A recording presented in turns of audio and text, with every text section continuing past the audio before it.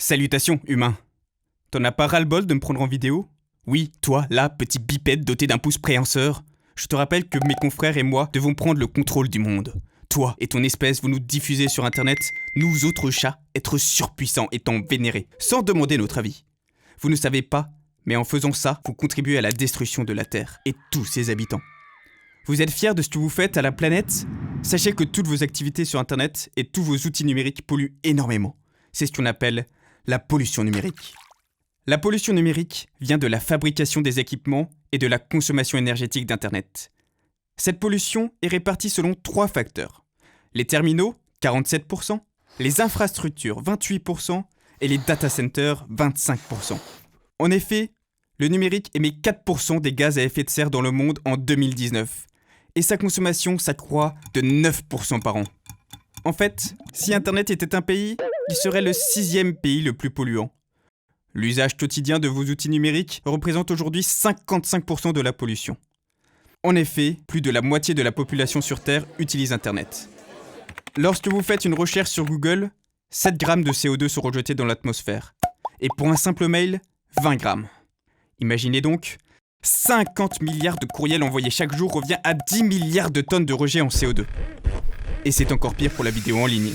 Elle représente près de 2/3 des flux de données mondiaux, soit 300 millions de tonnes de CO2 par an.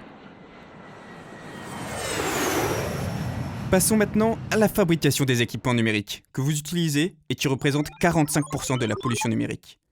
Chaque appareil demande en moyenne 100 fois son poids en matières premières. Parmi les matériaux utilisés, seuls 5% pourront être recyclés par la suite. De plus, la plupart des appareils ne sont plus conçus pour durer. En 30 ans, l'espérance de vie des outils numériques a été divisée par 3. Mais ce n'est pas tout. Après la fabrication et l'utilisation, les outils numériques continuent de polluer.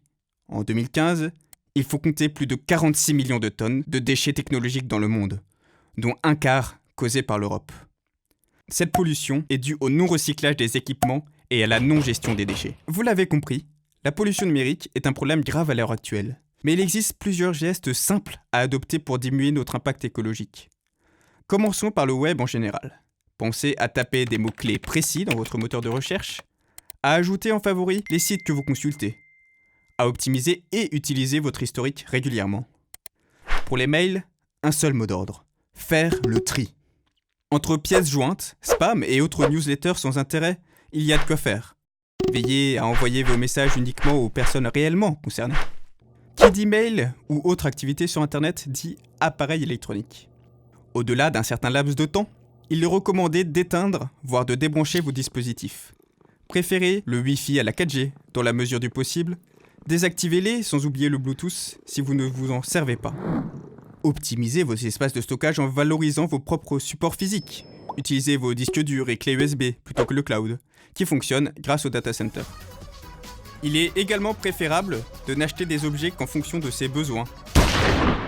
Essayez d'utiliser vos appareils le plus longtemps possible, en l'entretenant et en le réparant. En tant que consommateur, ne jetez pas vos outils numériques, ils sont faits de métaux précieux. En fin de vie, pensez donc à les rapporter à un revendeur pour qu'ils soient recyclés au lieu de le mettre aux ordures. Mais attends, comment évaluer votre impact environnemental ? De très nombreux outils existent pour mieux connaître et diminuer votre empreinte écologique sur Internet. Carbonaliseur, EcoIndex, CleanFox, Ecosia et bien d'autres. C'est maintenant à vous de jouer. Vous pouvez tous, à votre échelle, contribuer à réduire votre empreinte numérique. Néanmoins, n'oublions pas les grands acteurs de l'industrie, fabricants et autres géants économiques qui ont eux aussi une grande part de responsabilité.